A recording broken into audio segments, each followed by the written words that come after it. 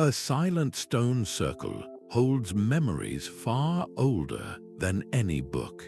These ancient structures are not just piles of rock. They are a hidden language of human emotion. We are about to learn how to listen to what the stones remember. By the end of this journey, you will see every prehistoric ruin as a testament to the fears, hopes, and dreams of our ancestors. How did builders without writing encode their deepest feelings into architecture? Why does a walk through a Neolithic tomb still stir a powerful sense of awe? This exploration will take us from the towering megaliths of Europe to the cliffside villages of the American Southwest, uncovering a lost emotional world. What ancient site has ever made you feel a connection across time? A stone is perhaps the most durable hard drive ever created. It stores immense amounts of data, not in binary code, but in its very substance. Each layer records eons of geological history, and when a human hand shapes it, that stone begins to hold a new kind of information.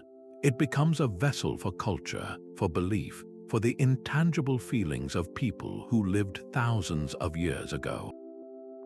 This is the principle of lithic permanence, the idea that stone architecture was chosen specifically for its ability to outlast the builder, to carry a message into an unknown future.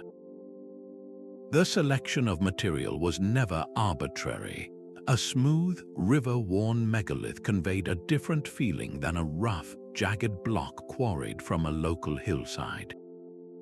The color of the stone, its texture, even the effort required to move it, all of these choices were part of the message.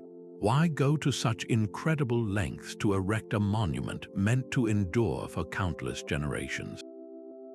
It speaks to a fundamental human desire to be remembered, to leave a mark that whispers, "We were here."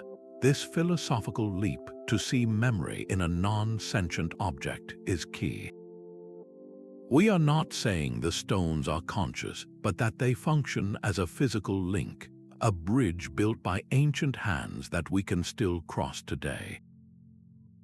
Their longevity allows the narratives encoded within their arrangement to survive, creating a silent conversation across time. The true mystery, then, is not just that these memories exist, but how the first builders learned to place their deepest emotions so deliberately into the walls they built. The architect was not a separate figure from the priest or the storyteller. In a world without written contracts or blueprints, the individual who directed the raising of a stone circle held a profound responsibility, weaving together engineering, astronomy, and the spiritual needs of the community. The construction site was a sacred space, far removed from the noise of a modern worksite. Imagine the process not as a mere logistical challenge, but as a slow, deliberate ceremony. The quarrying of a single massive stone might have been preceded by days of chanting and offerings to the earth. The act of moving it, perhaps with ropes and rollers, would have been a communal effort synchronized by rhythmic songs, a physical prayer made manifest through shared strain and purpose. Every action, from the first strike that loosened the stone from its bedrock to the final moment the capstone was levered into place, was imbued with a powerful intention. This intentionality is the very heart of the emotional language we are trying to decipher. The care, the reverence, and even the fear felt by the builders during this arduous process did not vanish upon completion. Instead, it became part of the structure's essence, baked into its very form. We see a stunning example of this at Göbekli Tepe in Turkey, one of the world's oldest temple complexes. This incredible site was not abandoned and left to crumble.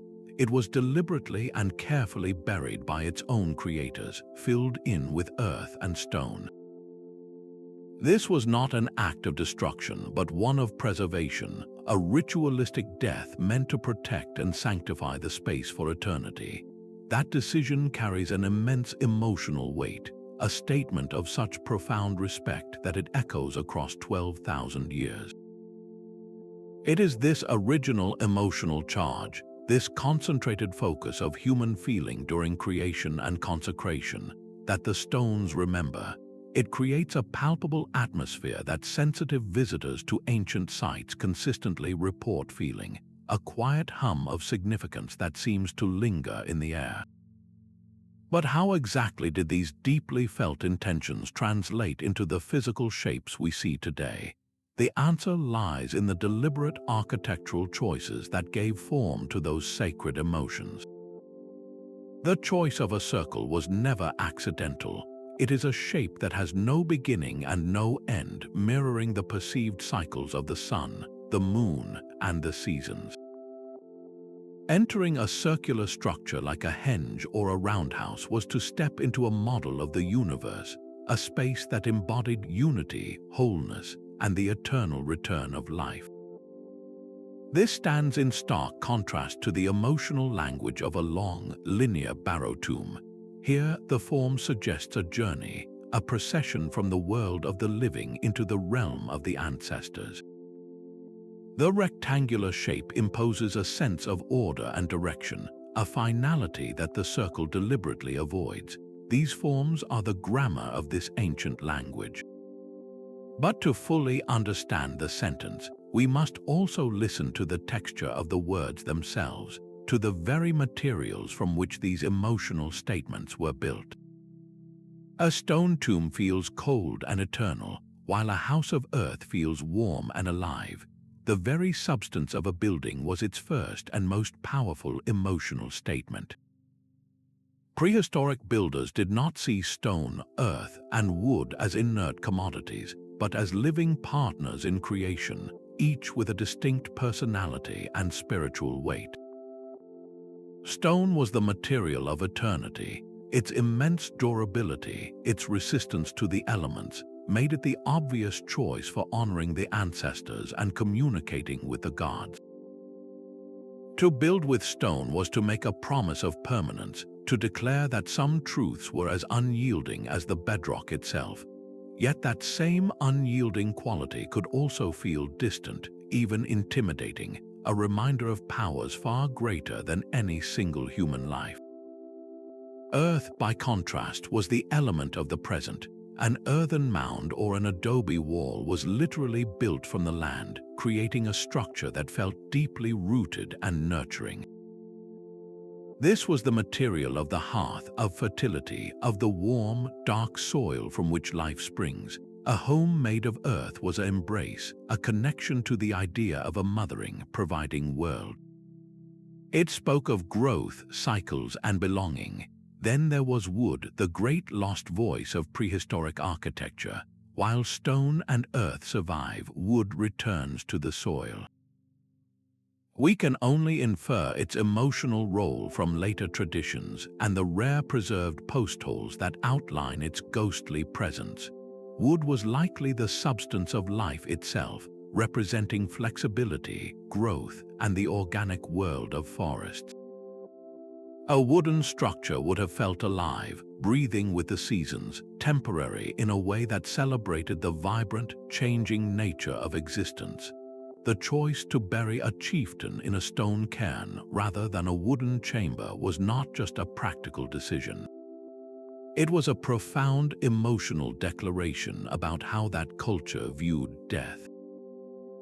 Was it a final, static rest within the enduring embrace of the ancestors, or a return to the cyclical processes of life, like a tree that falls and nourishes the forest? This material consciousness reveals a world where every substance was chosen for its resonance, a resonance that did not stop at the building's edge but was deliberately orchestrated with the world beyond. The architecture was never meant to be seen in isolation, for the greatest emotional impact was achieved by framing the structure against the vast theater of the sky and the land. This dialogue with the landscape extends to the very heavens above. The most profound emotional statements were often written in the language of the stars and the sun. The precise alignment of a tomb's entrance to catch the first ray of the winter solstice sun was not merely an astronomical feat, it was a calendar of the soul. At Newgrange in Ireland, a narrow roof box channels a single, piercing beam of sunlight deep into the central chamber for just a few minutes each year on the shortest day. After the long descent into darkness, this event is a dramatic, orchestrated spectacle of rebirth. The emotional impact on those gathered inside would have been overwhelming, a visceral experience of hope triumphing over despair, of light returning to the world. This was not just marking a date, it was participating in a cosmic drama, aligning human emotion with the fundamental rhythms of the universe. Similarly, the intimidating placement of Machu Picchu along a razor-thin mountain ridge in Peru was a statement written in stone and sky. The effort required to build there speaks of a society seeking not just defense, but also exclusivity and a literal closeness to the gods they believed resided in the peaks. The emotional message is one of power, reverence, and a profound separation from the ordinary world below. Every aspect of a site's placement, from the path of the sun to the shape of the surrounding hills, was part of a grand emotional composition. But understanding this language is only half the story. The other half lies in learning how we, as modern visitors, can quiet our own minds enough to listen. The solstice was not just a date on a calendar, it was a slow, creeping dread followed by a triumphant, tearful relief. For a community dependent on the sun for warmth and growth, the shortening days of winter were a genuine existential threat.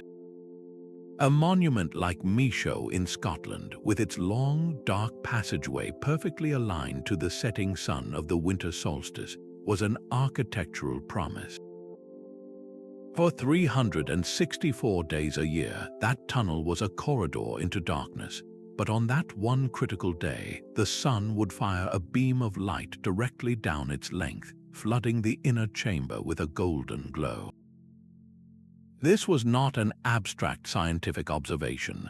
It was a physical, undeniable demonstration that the light would always return.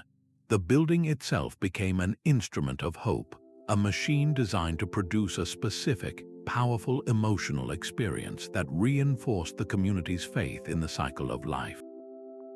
This practice reveals a perception of time that is almost foreign to our modern, linear minds. For us, time is a straight line, a relentless march forward from past to future. For the builders of these sites, time was a great turning wheel. The same moments returned again and again, each solstice and equinox an opportunity to reenact the same sacred stories, to feel the same profound emotions of loss and renewal. Architecture became the anchor for this cyclical experience, a permanent stage for the annual cosmic drama. The placement of stones to mark the moon's complex 18.6-year cycle, as seen at sites like Kalanishe, shows an even deeper investment. This was a commitment to observing patterns that spanned generations, a patient, lifelong project to align human ritual with the slow, graceful dance of the heavens. This cosmic connection suggests that our ancestors did not see themselves as separate from the universe, but as active participants within it. Their greatest architectural achievements were designed not to dominate the landscape, but to humbly and precisely align their small, earthly lives with the immense, ordered beauty of the cosmos. The emotional language of the stones, therefore, is not just about human feelings in isolation, but about a profound, felt relationship with the entire living world. This leads us to a final, powerful layer of this ancient conversation, one that moves beyond the stars and into the very ground beneath our feet. That generational commitment to a single site reveals a relationship with time itself that is almost unimaginable today. We live by the clock, our lives segmented into hours and minutes, our goals measured in quarterly reports and 5-year plans. Time for us is a straight line, a race toward a finish we cannot see. But for the builders of these monuments, time was a great turning wheel. The past was not a distant, closed chapter, and the future was not an uncertain abstraction. Both were present in the eternal return of the seasons, the predictable paths of the stars, and the enduring presence of the ancestors. Constructing a monument was not a project with a completion date. It was a sacred act that participated in these eternal cycles. The work itself was the ritual. The emotional quality this imparts to the architecture is one of immense patience and a profound sense of legacy. Think of Stonehenge, its construction spanning over 1,500 years. That is longer than the entire history of the Roman Empire. No single person who laid a hand on the first Sarsen stone ever saw the final configuration we recognize today. They were not building for themselves or even for their own children. They were building for ancestors they would never meet, contributing to a story whose ending they would never read. This is a collective emotional investment on a scale we seldom experience, a commitment to a collective future. The stones remember this sustained, multi-generational focus. They hold the memory of countless hands, each generation adding its own layer of intention and reverence to the whole. This deep time perspective transforms a ruin from a static object into a living chronicle of patience. It whispers that some things are worth starting even if you will not see them finished, that true meaning can be found in contributing to a story much larger than your own. This understanding of time as a cyclical, participatory force did not just shape grand temples, it fundamentally shaped the most intimate space of all, the place where daily life and emotion were most deeply felt, the prehistoric home.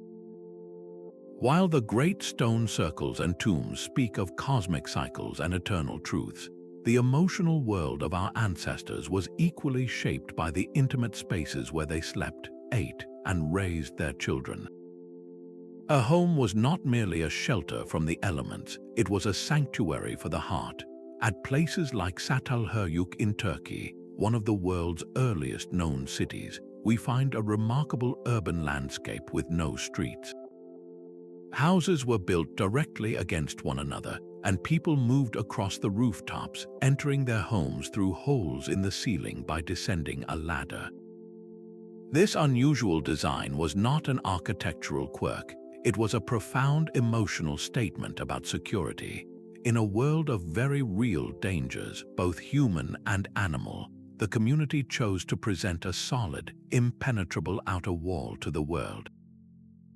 The emotional priority was clear: safety and privacy for the family unit within.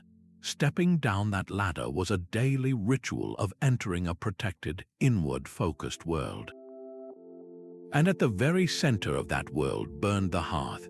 This was far more than a source of heat for cooking. The hearth was the emotional and spiritual anchor of the home, a living entity whose light pushed back the darkness and whose warmth nurtured both body and soul. It was the natural gathering place, the spot where stories were told, knowledge was passed to children, and the bonds of family were strengthened each evening. The careful maintenance of the fire was a sacred duty, for its extinction meant more than physical cold. It meant the loss of the home's vital heart. The very layout of a domestic space reveals these layered emotional concerns. In the pit houses of the ancient American Southwest, dug partly into the ground, we see a desire for stability and connection to the earth. The low ceilings created a cozy, enclosed feeling, a warm cave that hugged its inhabitants.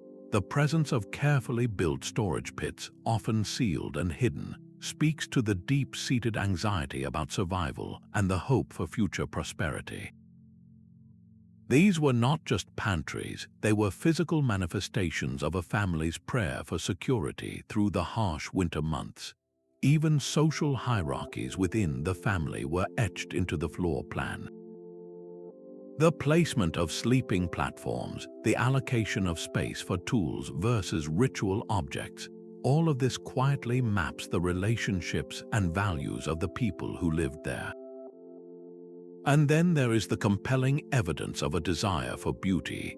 At Çatalhöyük, the plain clay walls of homes were frequently adorned with elaborate paintings of wild animals, geometric patterns, and even handprints. This was not graffiti, it was a conscious effort to personalize and beautify the living environment. The emotional need to surround oneself with art, to create a space that was not just safe but also stimulating and meaningful, is a powerful human impulse that connects us directly to those ancient families.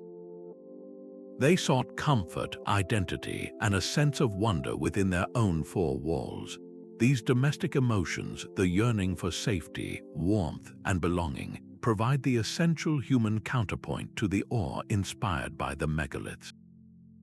They complete the picture, showing us that our ancestors lived a full emotional life, balanced between the grand mysteries of the cosmos and the simple, profound joys of a warm fire and a decorated home. This understanding of the home as an emotional vessel leads us to consider the most personal artifact of all, the human body itself, and how its own movement through these architectural spaces completed the conversation between feeling and form. The hearth's warmth offered one kind of security, but the world beyond demanded another. For every community that sought comfort in the cyclical rhythms of the cosmos, there was the ever-present reality of threat. The stones remember fear just as vividly as they remember hope. Look at the Brochs of Scotland, these towering, hollow-walled drystone towers that dot the coastline and islands. They were not built for ceremony but for sheer, unadulterated defense. Their immense, double-skinned walls were designed to withstand attack. Their single, low entrance forced any potential intruder to crawl in one at a time, completely vulnerable.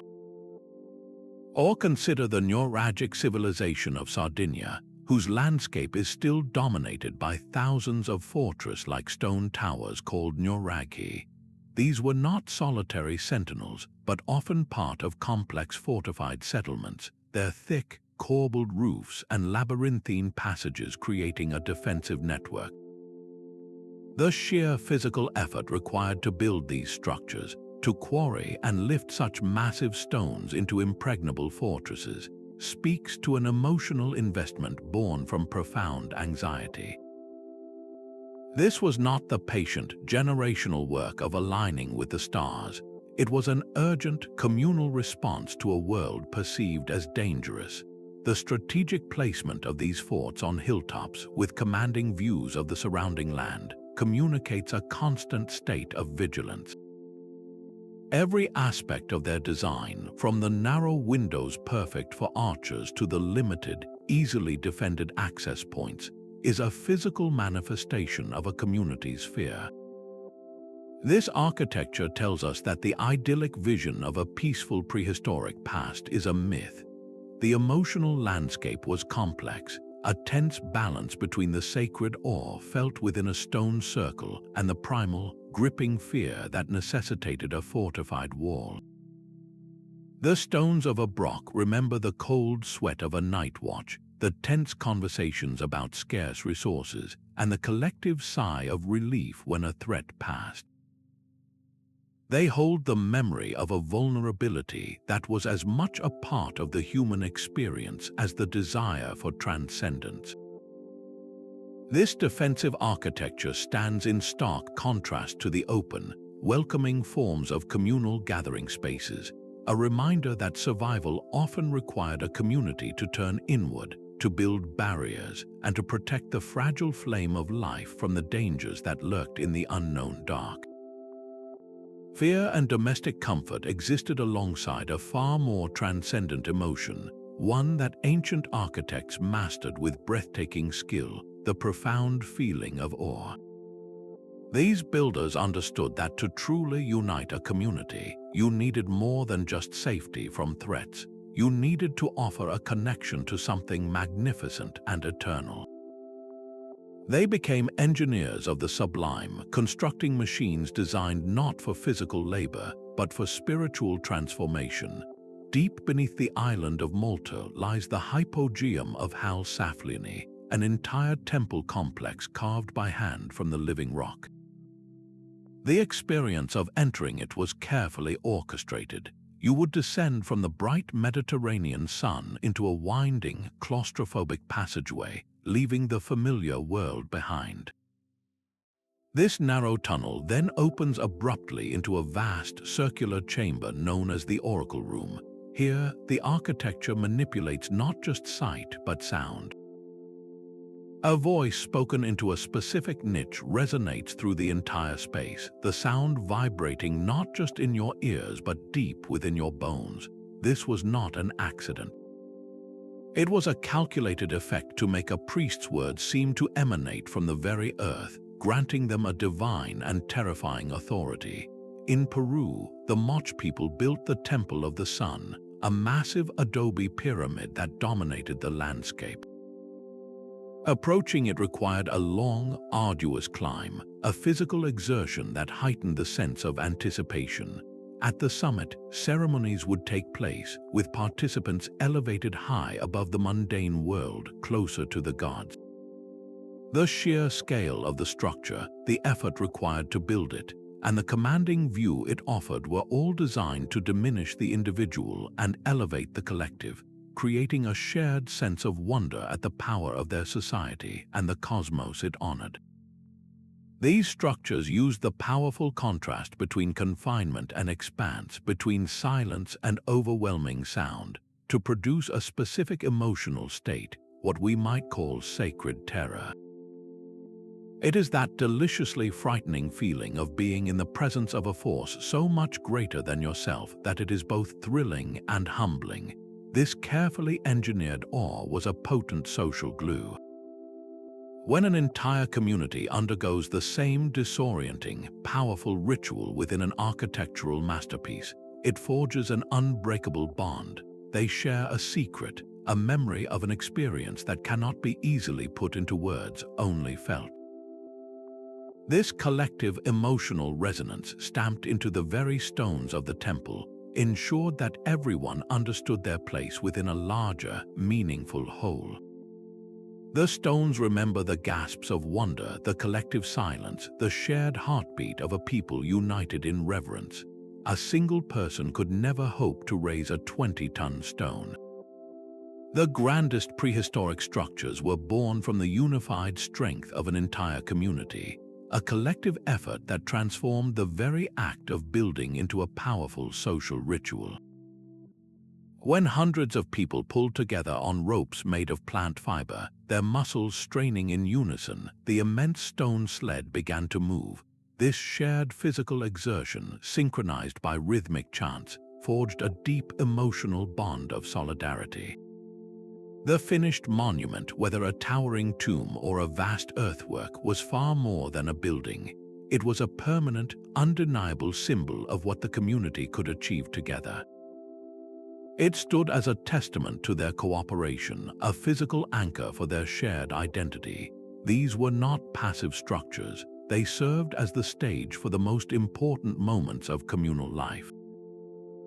Inside a stone circle, generations would gather for seasonal festivals, marriages, and rites of passage. The space itself, shaped by their ancestors' hands, reinforced the social fabric with every gathering. The stones remember the press of the crowd, the murmur of shared stories, and the collective gasps during a solstice sunrise. This collective memory is often etched into the very layout of the site. At some henges, the presence of smaller, more intricately worked stones in specific areas might indicate a space reserved for elders or ritual specialists.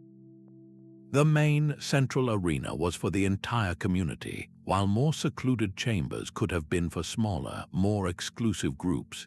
This spatial organization is a frozen map of the social hierarchy, showing us who held power and how the community structured itself. The architecture physically manifests the emotion of belonging, reminding each individual that they were part of something larger and more enduring than themselves.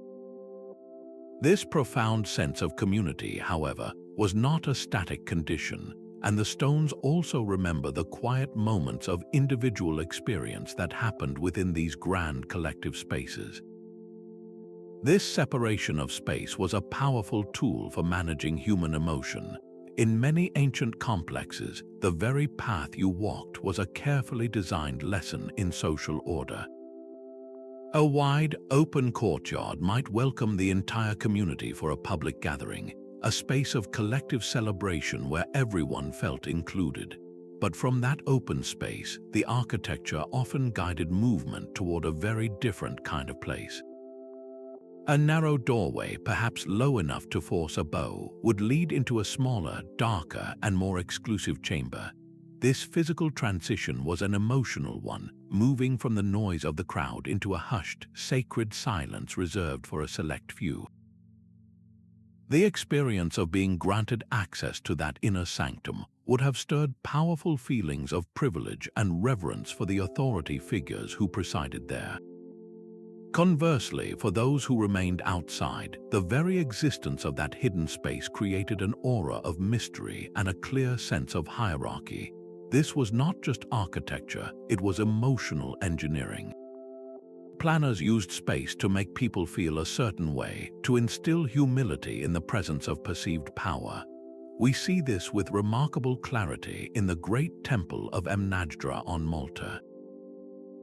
The complex has multiple chambers arranged in a cloverleaf pattern.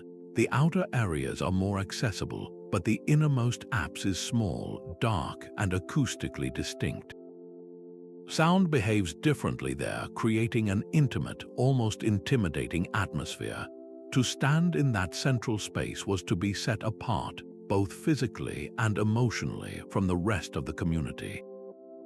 This sophisticated understanding of how design influences feeling extends beyond sight and movement to an even more subtle sense, the power of sound itself. The stones hold more than just the memory of movement and light. They remember the very sounds that once filled them. A new scientific discipline, acoustic archaeology, is now learning to listen. This field explores the sonic properties of ancient sites, revealing that many prehistoric structures were not just visual spectacles, but intricate instruments designed to shape sound itself. Inside the great passage grave of Newgrange, the low hum of a single voice can be amplified into a powerful, resonant drone that seems to emanate from the walls. At the Ħal Saflieni Hypogeum in Malta, certain chambers are tuned to specific frequencies, causing a spoken word to vibrate through your entire body. These effects are far too consistent to be accidental. The builders possessed a sophisticated, if intuitive, understanding of acoustics. They engineered these spaces to use sound as an emotional tool. Imagine the psychological impact during a ceremony, when a chant or a drumbeat would not just be heard but physically felt, its vibrations merging with the heartbeat of every participant. This sensory overload could easily induce trance-like states, blurring the line between the physical world and the spirit realm, making the sacred stories being told feel terrifyingly real. The emotional power of a space was therefore a multi-sensory experience. A vast, echoing chamber could make a leader's voice sound godlike and intimidating, reinforcing social hierarchy. Conversely, the muffled, intimate acoustics of a small, clay-plastered home would have softened voices, creating a sense of safety and privacy around the family hearth. The crackle of the fire, the gentle murmur of conversation, these were the comforting sounds of domestic life that the architecture was designed to contain and nurture. Modern researchers can map these acoustic fingerprints, measuring reverberation times and resonant frequencies to understand the sonic atmosphere our ancestors deliberately created. The stones remember the roar of the crowd and the whisper of the priest, holding these auditory memories as clearly as they hold the marks of the tools that shaped them. This invisible dimension of sound completes our understanding of the emotional language, proving that the architects thought in terms of total experience, designing not just for the eye, but for the ear, and through the ear for the human soul. A single handprint pressed into the wet clay of a wall is a voice from the silence. While the great monuments speak for the community, these small, personal marks whisper of the individual. They are the emotional signatures of a specific person, a moment of pride, identity, or the simple human need to say, "I was here." In the deep caves of Europe, we find handprints stenciled by blowing pigment around an outstretched hand, a technique that creates a perfect, haunting negative image. The choice to leave this mark was deeply personal. Was it a rite of passage, an artist signing their work, or a solitary prayer made tangible? Each print, with its unique size and shape, belonged to a living, breathing individual with a name we will never know, but a presence we can still feel. This impulse extends beyond caves, a unique spiral carved into a stone at the entrance of a tomb, a pattern on a piece of pottery that differs from all others, a beautifully crafted flint arrowhead that was too precious to ever be used. These are not mass-produced items. They are expressions of individual skill, aesthetic choice, and personal history. Finding a fingerprint accidentally preserved in the clay of a 1,000-year-old pot is one of archaeology's most powerful moments. It is not a formal statement, but an intimate accident, a fleeting touch that connects two people across an unimaginable gulf of time. You are not looking at an artifact, you are shaking hands with its maker. These personal markers add a crucial layer of humanity to the grand narrative of collective emotion. They remind us that behind the anonymous they who built the monuments were countless individual eyes, each with their own private fears, hopes, and artistic impulses. The stones remember not just societies but persons, and it is this understanding of the individual that finally allows us to approach the most profound and challenging emotional territory encoded in prehistoric architecture, the human confrontation with mortality. A tomb is a conversation with eternity. Across continents and millennia, our ancestors responded to the mystery of death not with silence but with stone.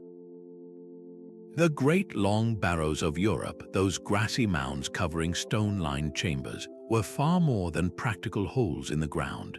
They were deliberate architectural statements, built from a powerful mixture of grief, love, and a profound hope that the journey did not end with the last breath. Every aspect of their construction carries this emotional weight. The immense effort of quarrying and dragging massive capstones into place was a labor of love, a physical manifestation of the community's respect for the individual who had passed. This was not work done quickly or carelessly. It was a slow, purposeful ritual, a final act of devotion that transformed raw grief into a permanent monument. The inclusion of grave goods, from a simple, beautifully polished pot to a cherished flint tool, speaks volumes. These were not merely possessions buried out of custom. They were gifts packed with meaning, intended to accompany the deceased into whatever came next. A pot might hold symbolic nourishment for the journey. A weapon might offer protection in an unknown realm. These choices reveal a deep emotional need to continue caring for the dead, to ensure their comfort and status even after they had left the world of the living. But the most powerful emotional statement is found in the tomb's very orientation. The precise alignment of a passage grave to capture the rising sun on the winter solstice is a breathtakingly hopeful architectural gesture. It connects the moment of deepest seasonal darkness, a metaphor for death, with the guaranteed return of the light, a promise of rebirth. For the community gathered inside on that sacred morning, the sudden intrusion of a golden beam into the burial chamber was not just a light show. It was a physical, undeniable affirmation that the cycle included them, that their loved ones were part of this eternal return. The tomb itself became a machine for managing grief, engineered to produce a specific, consoling emotional experience year after year. This transforms these structures from simple repositories for bones into active bridges to the world of the ancestors. The dead were not gone and forgotten. They were merely translated into a different state of being, remaining as active participants in the community's memory and spiritual life. The stones of a tomb remember the tears shed during its construction, the solemn chants of the funeral procession, and the hopeful silence of those who returned each year to commune with their lineage. They hold the memory of a love so strong it sought to build a doorway out of death itself. A sealed doorway is a final sentence in a story we can only partially read. The emotional language of prehistoric architecture is not only found in grand construction and continuous use, but also in the profound silence of deliberate abandonment. Places like the cliff dwellings of Maeshowe or entire neighborhoods of Çatalhöyük were not simply forgotten, they were consciously left behind. The decision to walk away from a home, a temple, or an entire village carries a heavy emotional charge, one that the empty stones hold with a particular clarity. We find cooking pots left on hearths, as if the inhabitants intended to return for a meal that never happened. We find storage pits carefully sealed, a quiet act of hope that perhaps one day someone would come back to reclaim what was stored inside. A doorway meticulously blocked with stones is not just a physical barrier, it is an emotional full stop. Interpreting this language requires a deep empathy as we piece together the possible reasons for such a final farewell.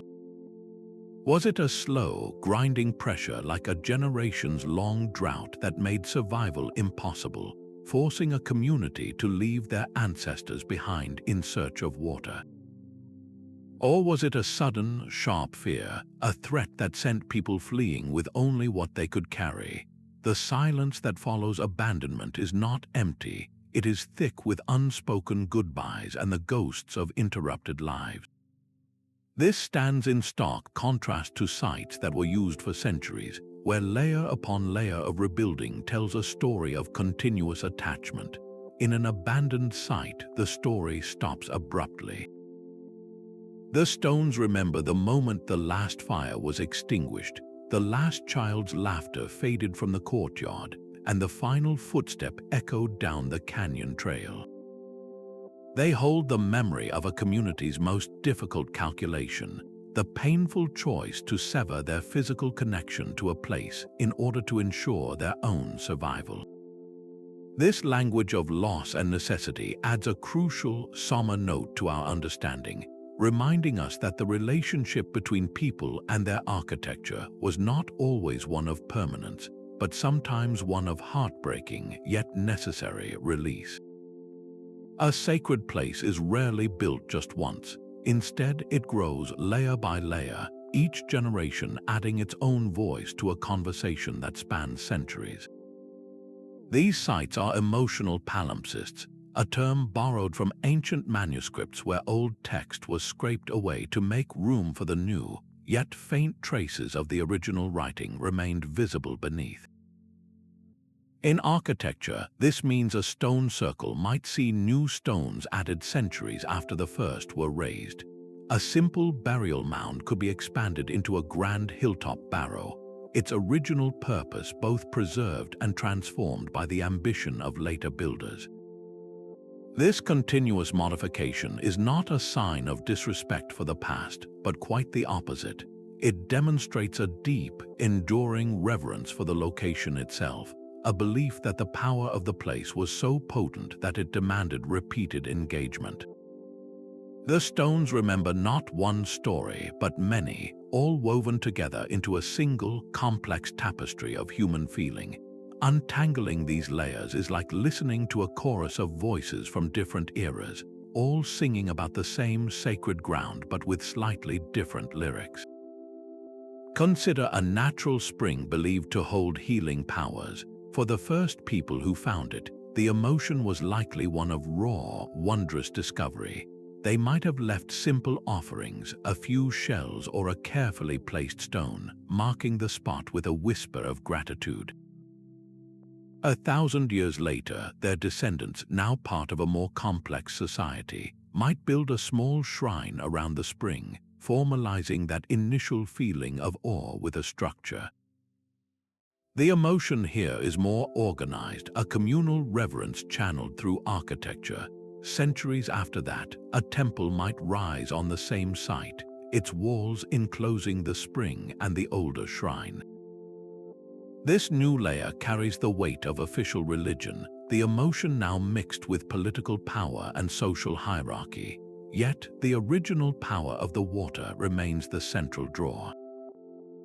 Each generation interprets the magic of the place through the lens of its own time, but the core emotional pull, the sense of the sacred, persists. The stones at the heart of it all bear the marks of every hand that touched them, every intention that shaped the space. They hold the memory of the lone wanderer's prayer, the community's collective ritual, and the priest's sanctioned ceremony. This makes the site a living chronicle of emotional evolution, a physical record of how human relationships with the divine, with nature, and with their own history changed over vast stretches of time. To understand such a place, we must learn to read its emotional strata, to feel the difference between the intimate touch of the first offering and the grand statement of the final temple. But this search for ancient feeling carries a significant risk. The very act of listening to the stones tempts us to fill the silence with our own voice. We stand in a stone circle at sunset and feel a profound peace, but is that what the builders intended? Or are we simply projecting our own modern longing for tranquility onto them? This is the central challenge of emotional archaeology, the danger of emotional projection. It is all too easy to romanticize prehistoric people, to imagine them as noble savages living in perfect harmony with nature, or conversely, to assume their inner lives were dominated by a constant primal fear. The truth is, their emotional world was built upon a foundation of beliefs, knowledge, and daily realities that are largely foreign to us. Their joy at the solstice sunrise was likely intertwined with a visceral, life or death relief that the sun had indeed returned to warm their crops. Their awe in a deep cave was probably mixed with a genuine terror of the spirits they believed resided there. To assume their feelings were identical to ours is to ignore the immense cultural chasm that time has created. So how can we possibly hope to decipher this emotional language without simply inventing it? The answer lies in a disciplined, evidence-based approach. Archaeologists must build their interpretations on a solid foundation of material clues. The precise orientation of a tomb is not a matter of opinion. It is a measurable fact. The wear patterns on a floor showing the most common paths people walked provide objective data about movement and use. The residues left in a cooking pot can tell us what people ate, and from that, we can infer aspects of their social rituals and even their economy. These tangible details act as anchors, preventing our theories from drifting into pure speculation. Another crucial tool is cross-cultural comparison. By studying the emotional architecture of documented historical or even contemporary traditional societies, we can develop a broader vocabulary of how humans use space to express shared feelings. If we see that cultures across the globe consistently use elevated, secluded spaces for leadership, we can cautiously suggest that a high, walled chamber in a prehistoric complex might have served a similar hierarchical purpose. This method helps us identify patterns that may be universal to the human experience, while still respecting the uniqueness of each culture. Above all, this work requires intellectual humility. We must accept that we can never know with absolute certainty what a single Neolithic farmer felt as they placed a stone. The best we can do is construct careful, informed hypotheses, models of past emotion that are consistent with the evidence and open to revision. Each new technological advance, from ground-penetrating radar that reveals hidden structures to chemical analysis that identifies ancient activities, adds another piece to the puzzle. The conversation with the past is not about finding definitive answers, but about asking better, more empathetic questions. It is a delicate dance between using our own capacity for feeling to connect with our ancestors, while rigorously checking that connection against the cold, hard truth of the stones themselves. A laser pulse fired from an aircraft does not see a forest, it sees the ghost of a landscape. This is the power of LiDAR technology, a tool that is stripping away centuries of overgrowth to reveal the emotional canvas upon which prehistoric architects worked. By mapping the ground with unimaginable precision, LiDAR surveys are showing us that a sacred site was never an isolated monument. It was the centerpiece of a vast, intentionally shaped territory. We now see processional avenues leading for miles toward a stone circle, subtle earthworks that guided the approach and heightened the sense of anticipation for approaching worshippers. We discover that what looks like a natural hill is actually a carefully sculpted pyramid, its form meant to mirror the sacred mountains on the horizon. These hidden modifications reveal an emotional language written not just in stone, but across the entire body of the land, demonstrating a desire to orchestrate the human experience from the moment a journey began. Once these grand layouts are understood, we can step inside them through the magic of three-dimensional modeling. Virtual reality becomes a time machine, allowing us to stand in the exact center of a reconstructed temple on the day of a solstice. We can test the sight lines, confirming if a particular stone pillar perfectly frames the rising sun, transforming an abstract alignment into a visceral, personal event. We can simulate the acoustics, hearing how a chant would have echoed through a chamber, feeling the vibration that was so crucial to the ritual's emotional power. This immersive experience moves us beyond dry diagrams and lets us walk the paths our ancestors walked, not as detached observers, but as participants in the spatial drama they designed. The reconstruction goes even deeper, engaging our most primal sense. Through gas chromatography and mass spectrometry, scientists can analyze microscopic residues trapped in the plaster of a wall or the sediment of a floor.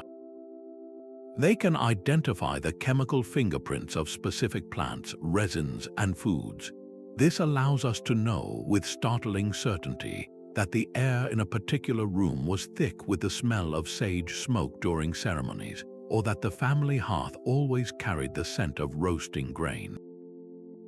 A scent is a direct pathway to memory and emotion. To know what a place smelled like is to come closer than ever to the daily, lived experience of the people who called it home.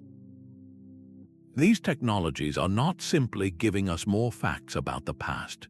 They are providing us with new senses for perceiving it. They are the translators that are finally allowing us to hear the full, rich, multi-sensory conversation between human feeling and architectural form, a conversation that has been waiting in silence for thousands of years. A Gothic cathedral reaches for the heavens with the same ambition as a stone circle aiming for the stars. Both are designed to evoke a sense of awe, to humble the individual and elevate the spirit. Yet the emotional currents running through their stones are profoundly different.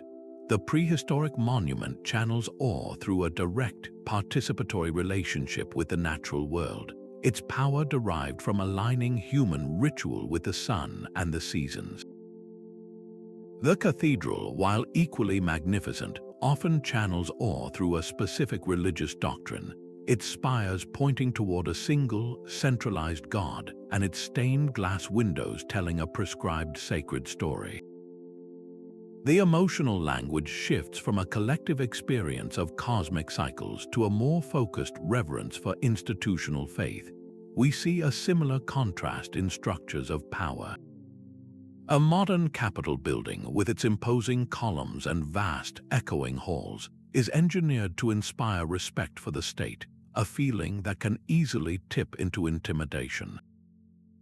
Its emotional message is one of order, authority, and the permanence of a political system.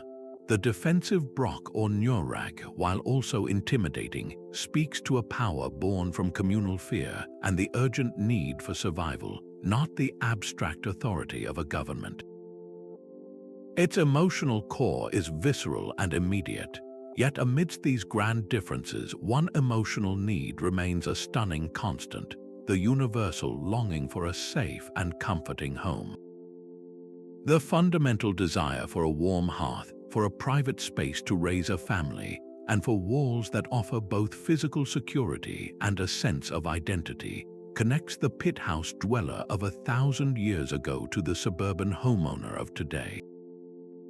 This is the enduring thread of our humanity, so this comparison forces a powerful question upon us. If future archaeologists were to study the ruins of our own cities, what primary emotions would they read in the steel and glass? Would they see our shopping malls as temples to consumption, our isolated suburban subdivisions as a language of privacy taken to the point of disconnection, and our endless highways as an expression of relentless movement? Our architecture is just as much a product of our collective fears, hopes, and beliefs as any stone circle. The silent conversation across time is not over. We are simply adding our own chapter, writing our contemporary emotions into the landscape for generations yet unborn to decipher. Our own footsteps are now part of the story these sites must endure. The profound emotional pull of ancient places has created a modern challenge, a delicate balance between our desire to connect and our responsibility to preserve. The very love and curiosity that draws millions to these locations each year can, if left unchecked, become the very force that destroys them. At Stonehenge, the constant press of visitors has altered the very ground, compacting the earth and threatening the stability of the monumental stone. The silent, awe-inspiring atmosphere intended by its builders is now often replaced by the murmur of crowds, a soundscape utterly foreign to its original purpose. This is the central ethical dilemma of our time. How do we engage with these emotional landscapes without loving them to death? The answer lies in rethinking our approach from one of consumption to one of stewardship. Sustainable tourism is not just a buzzword, it is a necessary shift in philosophy. This can mean limiting daily visitor numbers, creating designated pathways that protect fragile areas, and encouraging visits during off-peak seasons to reduce cumulative impact. It requires us as visitors to accept that our personal experience might be slightly less convenient for the greater good of the site's survival. We must learn to appreciate from a respectful distance, understanding that some stones are meant to be seen and not touched, their weathered surfaces too precious for our hands. Beyond physical preservation, there is the crucial element of digital conservation. Advanced three-dimensional scanning technologies now allow us to create perfect virtual replicas of these sites. These digital twins are not replacements for the real thing, but they are powerful tools for education and access. A student on the other side of the world can put on a virtual reality headset and stand in the center of a stone circle at Solstice, experiencing the alignment without adding to the physical wear and tear. These digital archives also serve as an insurance policy, a permanent record should disaster ever strike. Perhaps the most profound aspect of ethical engagement is respecting the living significance these places hold. For many indigenous and descendant communities, sites like Maeshowe or the burial mounds of the American Midwest are not merely archaeological curiosities. They are sacred ground, places where their ancestors lived, prayed, and were laid to rest. To treat them as simple tourist attractions is a deep cultural disrespect.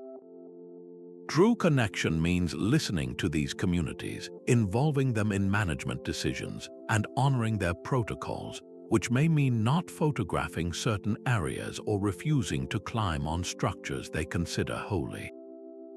Our emotional connection must be matched by a deep respect for the continuous story, acknowledging that the stones remember not only an ancient past but also the generations of people who have maintained a spiritual relationship with them right up to the present day.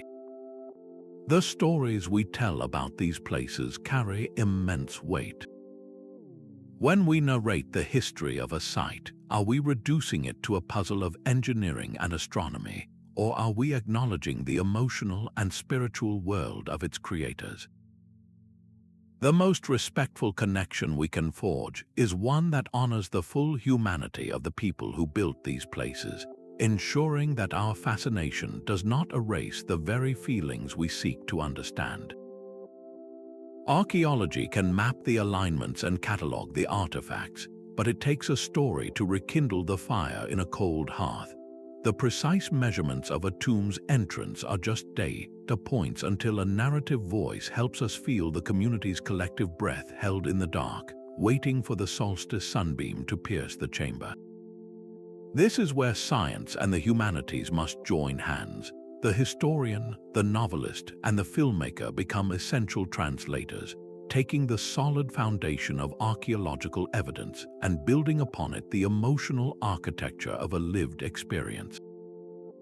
Their work is not about inventing facts, but about filling the silent spaces between them with empathetic imagination. Think of the immense effort required to build Newgrange.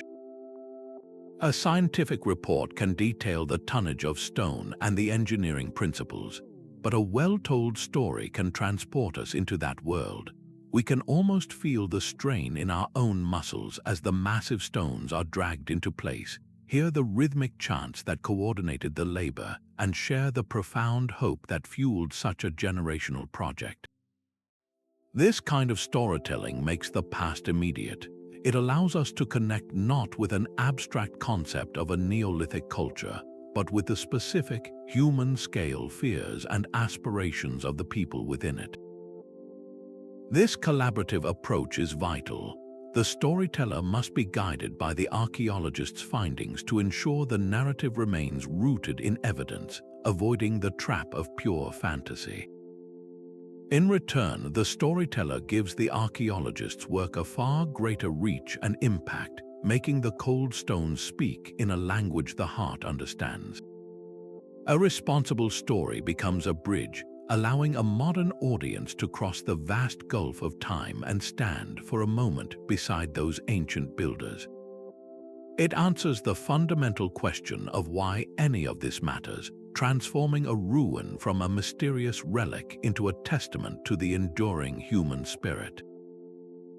This fusion of fact and feeling is the ultimate key to truly listening, to finally hearing the whispers that the stones have guarded for millennia. Stonehenge is not a single statement, but a conversation in stone that lasted for over 1,500 years. Its emotional language begins not with the great Sarsens, but with the earth itself. The first builders around 5,000 years ago dug a circular ditch and bank, creating a vast enclosure known as a henge. This simple earthwork was a powerful declaration, a way of saying to the world, this place is set apart. It was a claim on the landscape, transforming an open plain into a special precinct for the community, a place where the ordinary rules of life were suspended. The emotion here is one of intention and belonging, a collective decision to mark a spot as uniquely their own. Then, something remarkable happened. From the Prehistoric Hills in Wales, a journey of over 140 miles, they brought dozens of smaller bluestones. The sheer effort of moving these massive rocks across rivers and mountains is almost beyond comprehension. This was not a practical choice, it was an emotional one. The bluestones themselves were likely considered sacred, perhaps believed to hold healing powers or a connection to an ancestral homeland. The journey to bring them to Salisbury Plain was itself a pilgrimage, a physical and spiritual ordeal that imbued the stones with immense significance.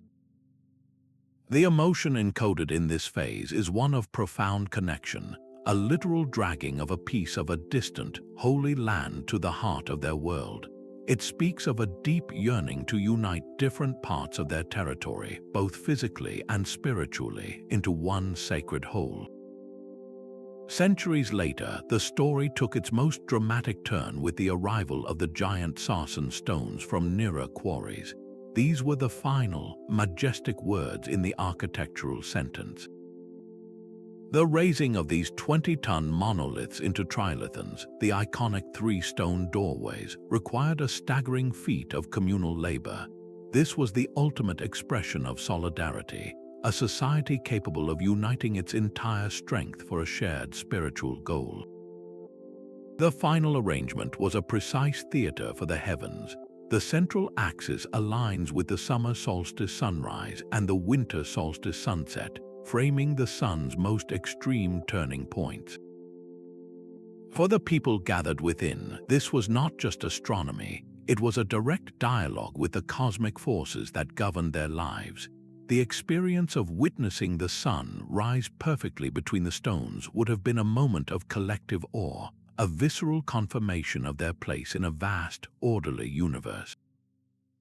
The emotions layered here are reverence, cyclical hope, and a powerful sense of communal identity forged through shared ritual. The site likely also served as a place of ancestor worship, with the earlier cremation burials found there suggesting the stones were a bridge to the world of the dead. The entire complex is a palimpsest of feeling, from the initial claim on the land to the longing for distant power, to the final, triumphant orchestration of sun, stone, and society. And the conversation continues today as every modern visitor who stands in silence at dawn adds their own layer of wonder to the story the stones remember. While Stonehenge speaks to the cosmos, the village of Skara, Brae whispers of the kitchen. Nestled on the wind-swept Orkney Islands, this is not a monument for the gods but a home for people. Its incredible preservation, buried under sand for thousands of years, offers a rare and intimate glimpse into the emotional world of the Neolithic family. Here, the architectural language is not one of awe, but of comfort, of resilience, and of the deep human need for a secure place by the fire. Walking through Skara Brae is like stepping into a house where the occupants have just stepped out. The stone walls still stand shoulder high, connected by low, covered passageways that snake between the dwellings. This was a deeply interconnected community, a hive of homes where the sounds and smells of daily life would have been shared. The design speaks of a powerful collective identity, a society that valued closeness and mutual support against the harsh North Atlantic elements. Inside each single-room home, the layout is a masterclass in efficient, emotionally intelligent design. The focal point is always the central hearth, a square stone box that held the literal and symbolic fire of the family. This was the heart of the home, the source of warmth, light, and cooked food. Around it, the entire domestic life was organized. Opposite the hearth, a large, stone-framed bed would have been filled with heather and animal skins, a cozy nest insulated from the cold stone floor. On the other side, a smaller bed suggests the sleeping space for a child, but the most telling features are the stone dressers that stand against the wall like ancient cabinets. These were not just practical shelves, they were displays of identity and value. Here, a family would have arranged their most prized possessions, perhaps beautifully crafted pots or special tools, transforming the utilitarian space into a personalized home. The emotional message is one of a settled, family-oriented life, a profound sense of belonging and stability. Every detail is engineered for resilience.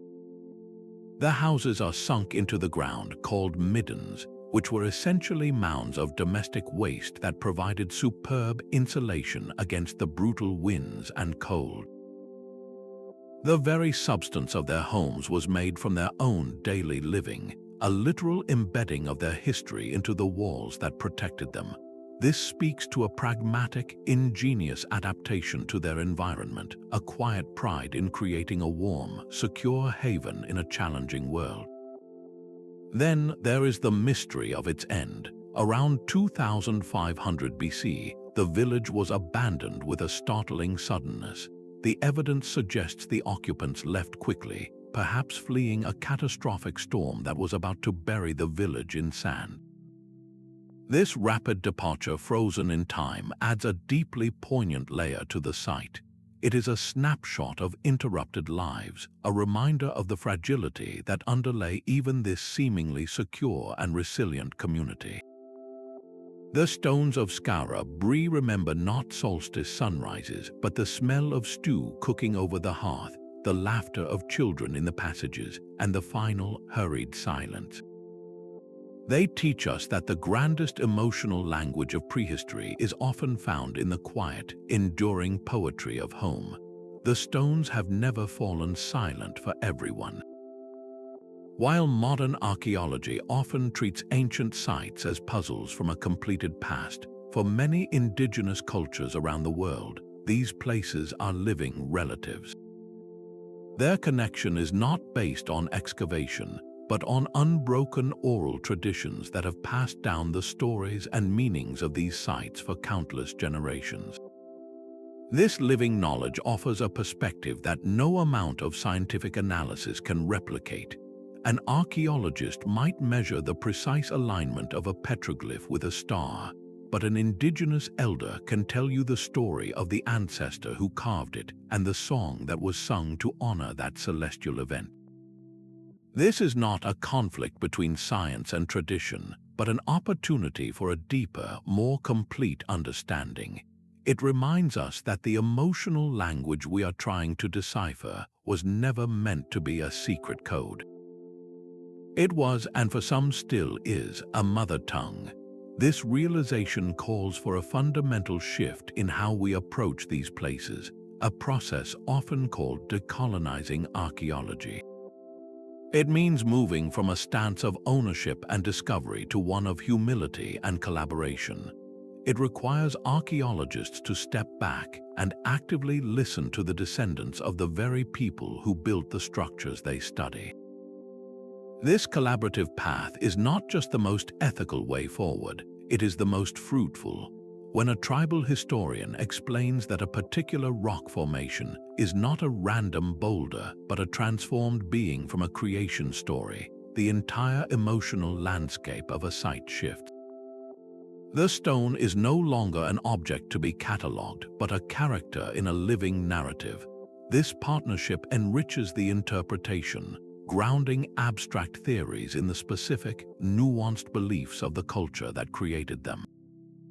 It transforms our quest from one of solving a mystery to one of joining a conversation that has been ongoing for millennia. The most profound lesson these partnerships teach is that the emotional language of the stones is not a finite text to be translated once and for all. It is a dialogue that continues to evolve, with descendant communities as its primary interpreters. Our role is not to speak for the stones, but to learn how to listen to the voices that have never stopped speaking with them. Our journey through the emotional language of stone brings us to a final, quiet realization. We have moved from the grand philosophical idea that stones can hold memory to the intimate warmth of a Neolithic hearth, tracing the countless ways our ancestors spoke through the walls they built and the spaces they shaped. These structures do remember, not with words inscribed upon them, but with the immense weight of human intention, the silent poetry of their forms, and the lingering echoes of ancient ritual. They hold the memory of collective awe under a solstice sun and the primal fear that built a fortress wall. They remember the solidarity of a community raising a monolith and the personal touch of a single handprint pressed into clay. They are chronicles of life's vibrant daily rhythms and profound statements about the mystery of death. Deciphering this language is far more than an academic puzzle. it is a deeply human act of reaching across the centuries. It reminds us that beneath the vast differences of technology and culture, we share the same fundamental emotional core with those who came before us, the same yearning for safety, for meaning, for connection, and for a legacy that outlasts a single lifetime. So the next time you find yourself before an ancient wall, a standing stone, or even the foundation of a forgotten home, pause for a moment. Let the modern world fade away and listen not with your ears but with your heart. You might just feel the faintest whisper of a memory, a quiet hum of human feeling that has endured for millennia. Thank you for joining this exploration into what the stones remember. We would love to hear which ancient site speaks most powerfully to you, so please share your thoughts in the comments.